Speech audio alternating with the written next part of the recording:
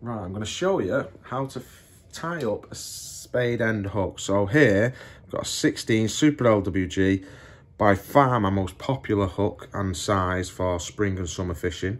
So I'm going to tie this up here to an 0.15 end gauge, which is £5 breaking strain, probably my go-to bagging hook if you like. So 0.15 to a 16's SLWG.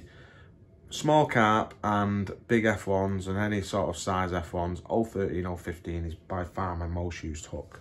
So what I'm going to do now is show you how to tie it. So take your line, go over the back of it. So I'm tying this by hand.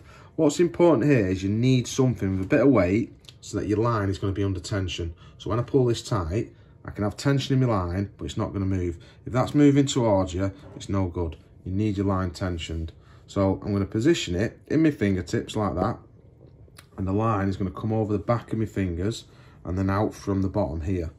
So I want to leave myself about 5 or 6 inch, and then I've got enough to do my whippings. So what I'll do now is I go over the hook, trap it with my 2 little fingers underneath, and then repeat this at least 10 times. So 2, 3, 4, 5, 6, 8, 9, 10.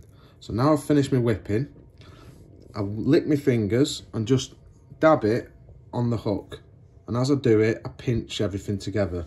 So what you're left with there is a little loop at the back, and then this line, this tag end, can basically get passed through there. So I pass that through, and that is going to form my loop and make me knot. So as I pull this tight now, I'm pulling it with my back 2 fingers here, as you can see. So when I pull that down, it's basically going to tighten that up. And because you lick your fingers, you've already lubricated it.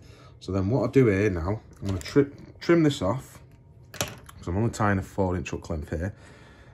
As I tighten this now, I wet it and I pull it in my teeth really, really tight, and that'll tighten the knot down.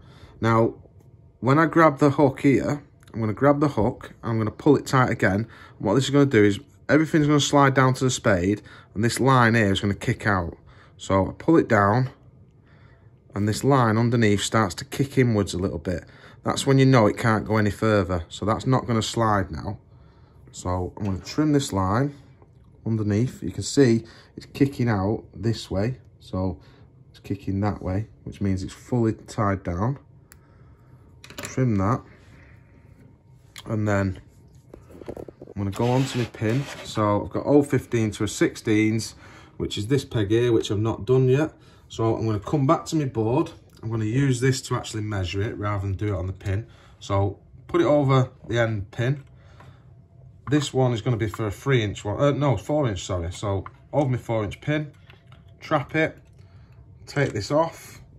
That's going to be my measure now, ready to tie. So same thing.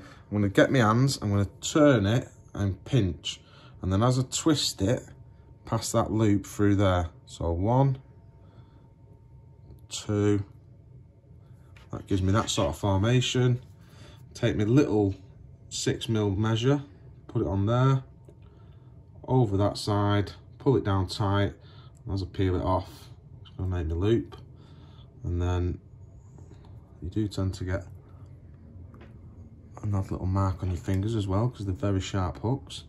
So that's made me a little knot, 2-inch tag, trim that off, that's done.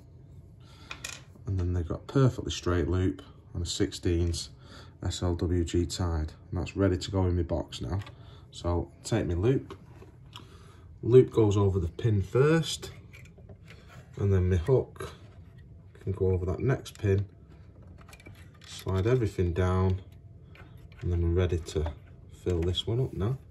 So that's exactly how you tie 16's SLWG 12-15 4-inch hook length, and they go perfectly in your boxes.